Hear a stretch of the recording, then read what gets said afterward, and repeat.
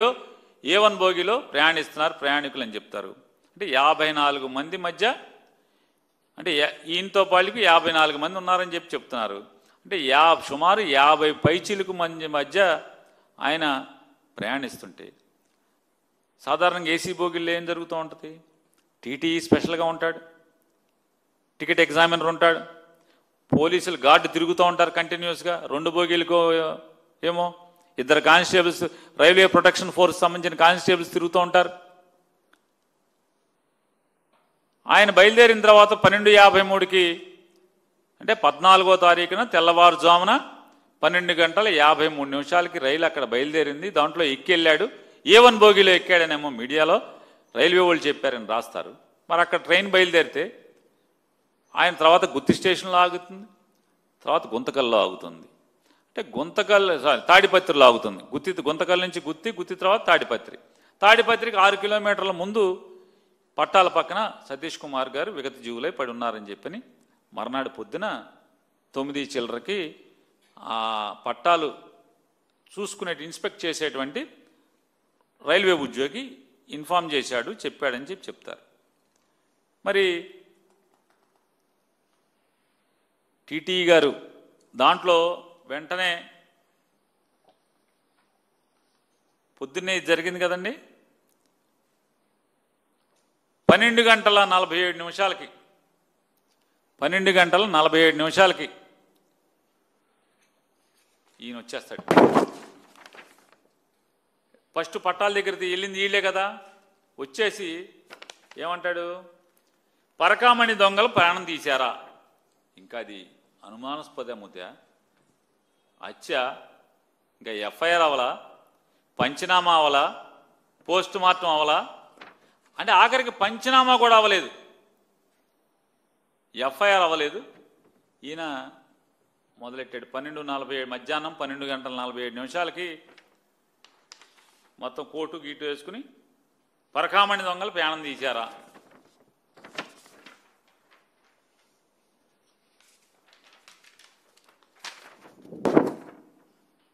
TV5 Tirumala కేసులో పోలీసునే లేపేశారా? తిరుమల కేసులో పోలీసునే లేపేశారా? ఇవన్నీ 12 గంటల చిల్లరకి మధ్యాహ్నం. ఇది తెలుగుదేశం పార్టీ పోషించబడుతున్నటువంటి ఇదొక సోషల్ మీడియా, పెద్ద మహానాడు మీడియా బ్రేకింగ్ అంట దాని పేరు, మహానాడు మీడియా. ఆయన రాస్తాడు 2:53 మధ్యాహ్నం. చూడండి ఏం రాస్తారు దాంట్లో. వివేక హత్య కేసులో సాక్షుల వరుస మరణాలు. అసలు వివేకానంద చనిపోయి ఎప్పుడైపోయింది? సిబిఐ ఏమో మేము కేసు క్లోజ్ చేసామని చెప్పాము, సిబిఐ చెప్తుంది. ఇక మా దగ్గర విచారించడానికి ఏం లేదేనేమో సుప్రీంకోర్టుకి ఏమో సిబిఐ చెబుద్ది. వీడు బయలుదేరాడు. చూడండి ఈ పచ్చపత్రిక మధ్యాహ్నం 2:53 వివేక హత్య కేసులో అనుమానితుడు కటికరెడ్డి శ్రీనివాసరెడ్డి 2019 సెప్టెంబర్లో విషపు గుళికలు మింగి ఆత్మహత్య. వివేకానంద రెడ్డి అంత్యక్రియలకు జగన్ భారతిని హైదరాబాద్ నుంచి పులివెందులు తీసుకొచ్చిన వాహన డ్రైవర్ నారాయణ యాదవ్ 2019 డిసెంబర్లో అనారోగ్యంతో మృతి. వివేక హత్య కేసులో ప్రధాన సాక్షుల్లోని కల్లూరు గంగాధర్ రెడ్డి 2022 జూన్లో అనారోగ్యంతో మృతి. హత్య చేస్తే అవినాష్ రెడ్డి 10 కోట్లు ఇస్తారని సిబిఐకి చెప్పిన కొద్ది రోజులకే చావు. వివేకానంద ఇంటి వద్ద కాపలా ఉన్న వాచ్మెన్ రంగన అనారోగ్యంతో మృతి. వివేకాది దారుణ హత్య అంటూ మొదట చెప్పిన వైఎస్ అభిషేక్ రెడ్డి 30 ఏళ్లకే తీవ్రమైన అనారోగ్యంతో పోయాడు. జబ్బు పేరు కూడా బయటికి రాలేదు. వివేక మృతదేహాన్ని కట్లు కట్టిన జగన్ మామ గంగిరెడ్డి కూడా సడన్గా పోయాడు. శవ పరీక్షిస్తే నెత్తి మీద రక్తం మరకలు ఉన్నాయి. శవాన్ని పరీక్షిస్తే అంటే నెత్తి మీద రక్తం ఉన్నాయండి జగన్ గారి మామగారికి. చూడండి అసలు 2:53 ఇది రాస్తాడు. ఏంటి అంటే ఇది ఎంప్లాయీస్. ఇది 2:53 ఇది రాస్తే 2:04 తేడాతో 2:57 మహానాడు మీడియా బ్రేకింగ్. పరిటాల రవి హత్య కేసులో సాక్షుల వరుస మరణాలు. రవి గారు ఎప్పుడు చచ్చిపోయాడు? బహుశా ఇంట్లో వాళ్ళు కూడా చనిపోయినట్టున్నారు. అంటే బాధలోంచి బయటకు వచ్చి శుభ్రంగా రాజకీయాలు చేసుకుంటున్నారు, వ్యాపారాలు చేసుకుంటున్నారు, పోటీలు చేస్తున్నారు, ఓడుతున్నారు, గెలుతున్నారు, కింద పడుతున్నారు, మీద పడుతున్నారు, సవాళ్ళు విసురుతున్నారు, కొంతమంది ఏమో తన్నారంటున్నారు, ఆని తన్నారు, ఈయన తన్నారంటున్నారు. ఇంకోటేమో మా పార్టీకి మాకు పార్టీలోనే వ్యతిరేకం చేస్తున్నారంటున్నాడు. ఒకడేమో మమ్మల్ని దోచుకున్నారంటున్నారు. రకరకాల వాళ్ళ మీద వస్తున్నాయి. అన్నీ మర్చిపోతేనే కదా ఇవన్నీ చేసేది. ఈ మర్చిపోకుండా ఇప్పుడు ఇక్కడ మొన్న 14వ తారీఖున వేస్తాడు మధ్యాహ్నం. అదేమో వివేకానందదేమో 2:53కి 2:57కి పరిటాల రవిచ్ కేసులో ఎవరెవరు చచ్చిపోయారు, వాళ్ళు చచ్చిపోయారు, వీళ్ళు చచ్చిపోయారు అని వేస్తాడు, పెడతాడు. సాయంత్రం 6 గంటల చిల్లరకి ఆడే మహానాడు మీడియా అంట ఏమంటాడు, సతీష్ కుమార్ హత్య వెనుక వైసీపీ పెద్దల హస్తం ఉంది. శ్రీవారి హుండీని దొంగిలించి రాజీలు చేయడం ఏంటి? రాజీలు చేయడానికి ఇదేమైనా పులివెందుల పంచాయతీనా? సతీష్ హత్యలో కుట్రకోణంలో ప్రభుత్వం వెలుగుతీస్తుంది. సతీష్ హత్య వెనుక ఎవరన్నా వదిలే ప్రసక్తి లేదు. ఎమ్మెల్సీ పొంచుమొత్తు అనురాధ ఆవిడ స్టేట్మెంట్ అనుకుంటే వేసాడు. వీళ్ళంతా ఎవరు? వీళ్ళంతా తెలుగుదేశం పచ్చం మోకలు, పెయిడ్ ఆర్టిస్టులు. ఈ రకంగా అంటే ఇంకా పంచినామావల ఎఫ్ఐఆర్ అయిందో అవ్వలేదు తెలీదు, ప్రపంచానికి తెలీదు. ఆ ఎఫ్ఐఆర్ కాపీ బయటికి రాదు. ఎందుకంటే అవ్వలేదని ఎందుకు అంటున్నానంటే బయటికి రావాలి కదా. ఎఫ్ఐఆర్ అంటే ఏంటి? ఫస్ట్ ఇన్ఫర్మేషన్ రిపోర్టు కోర్టుకు వెళ్ళాలి కదా. కోర్టుకు పంపరు, ప్రపంచానికి ఎవరు, ఏం జరిగిందో చెప్పరు. ఈ మాత్రం వీళ్ళు అది శవ పంచనామా కూడా జరగదు. వీళ్ళు ఆడు 12 చిల్లరకి ఇచ్చేస్తాడు అతను. ఇతనేమో 2 గంటల నుంచి తగులుకుని వెంటనే 3 నిమిషాలు కొట్టి 4 నిమిషాలు కొట్టి ఏదో వివేకానంద రెడ్డి అప్పుడు అందులో ఆడు చచ్చిపోయాడు, ఈడు చచ్చిపోయాడు, ఈడు చచ్చిపోయాడు. ఎవరు చచ్చిపోయాడు? వీళ్ళకి పోయే కాలం కాకపోతే కాదు, ఈ పోయే కాలం రోజులు కాకపోతే నారాయణ యాదవ్ అని జగన్మోహన్ రెడ్డి గారి అసిస్టెంటు, పర్సనల్ అసిస్టెంటు. ఆయన ఏంటి 2018 సెప్టెంబర్ జగన్మోహన్ రెడ్డి గారి పాదయాత్ర విశాఖపట్నం జిల్లాలో ఉన్నప్పుడు బ్రెయిన్ హెమరేజ్ వచ్చి కుప్పకూలిపోయాడు. పాదయాత్ర ఉండగా ఆయన్ని బ్రతికించటం కోసం జగన్మోహన్ రెడ్డి గారు చేయని ప్రయత్నం లేదు. అనేక ఆపరేషన్లు జరిగినాయి, బ్రెయిన్ సర్జరీస్ జరిగినాయి, న్యూరో సర్జరీస్ జరిగి జాగ్రత్తగా ఆయన తిరగటానికి కూడా కష్టపడే పరిస్థితి, లేచి కూర్చుంటా కూడా కష్టపడే పరిస్థితిలో ఉంటే ఆయన కారులో వచ్చాడంట. జగన్మోహన్ రెడ్డి గారితో పాటు భారతి గారితో పాటు కారులో వచ్చాడంట. పోయే కాలం కాబట్టి ఏంటిది? ఇంకొక ఆయన పేరు రాస్తారు, కల్లూరు గంగాధర్ రెడ్డి. ఆయన అనారోగ్యంతో చనిపోయాడంటే అవినాష్ రెడ్డి గురించి చెప్పాడంట. వెంటనే ఆయన చనిపోయాడంట. అతనికేమో హై షుగర్స్ ఉన్నాయి, షుగర్ రిలేటెడ్ హెల్త్ ఇష్యూస్ ఉన్నాయి, ఇల్నెస్ ఉంది. ఆయన న్యాచురల్ డెత్.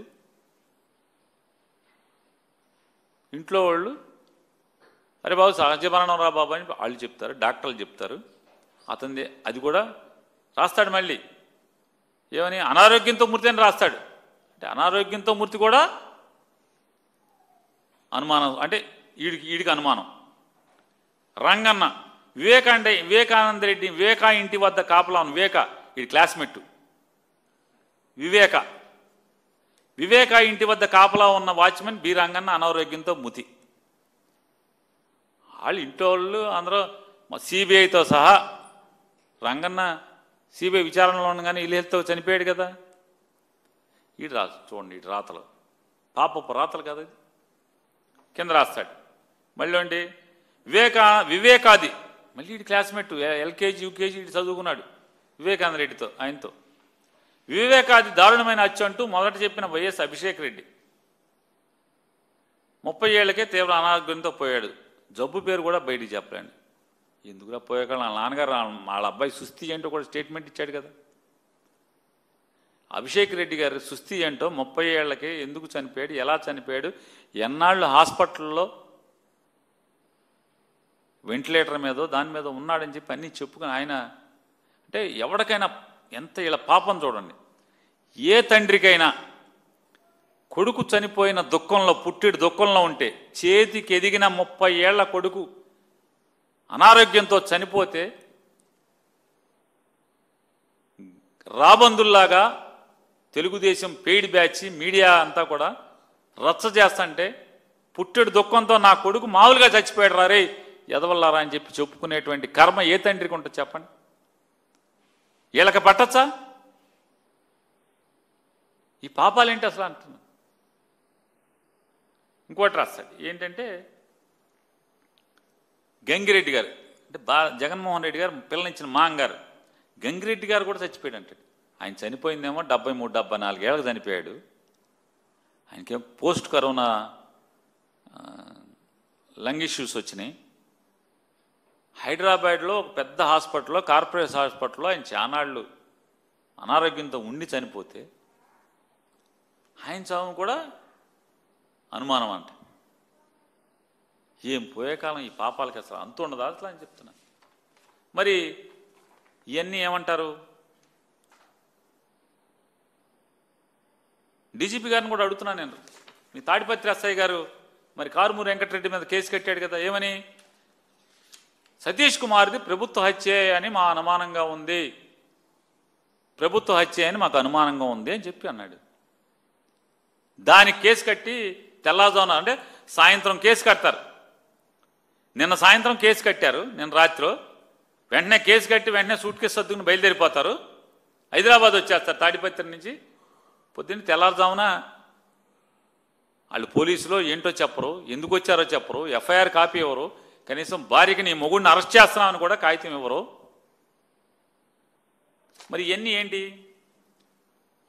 ఇంకా ఎఫ్ఐఆర్ కట్టకుండా, శవ పంచనామా చేయకుండా, కనీసం పోస్ట్ మార్టం అవ్వకుండా, ఇంతవరకు కూడా సంబంధిత station house officer, investigation officer, జిల్లా ఎస్పీ ఎవరు కూడా ఇది హత్య పలానోడు చేశాడని ఇంతవరకు ఎవరు స్టేట్మెంట్ ఇవ్వాల.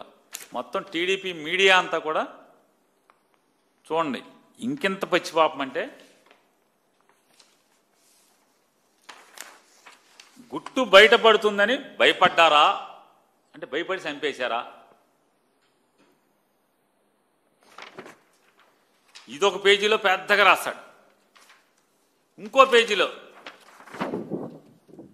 కీలక కేసుల్లో అనుమానాస్పద మరణాలు, ఏదైతే ఈ మహానాడు బేకింగ్ ఉందో, మహానాడు మీడియా ఏంటిది పేరు, మహానాడు మీడియా, ఈ మహానాడు మీడియాలో వచ్చిందే తెల్లారి పొద్దున్నే రామోజీరావు గారి అబ్బాయి పేపర్లో ఇంత పెద్ద పెద్ద అక్షరాలతో వచ్చేస్తుంది.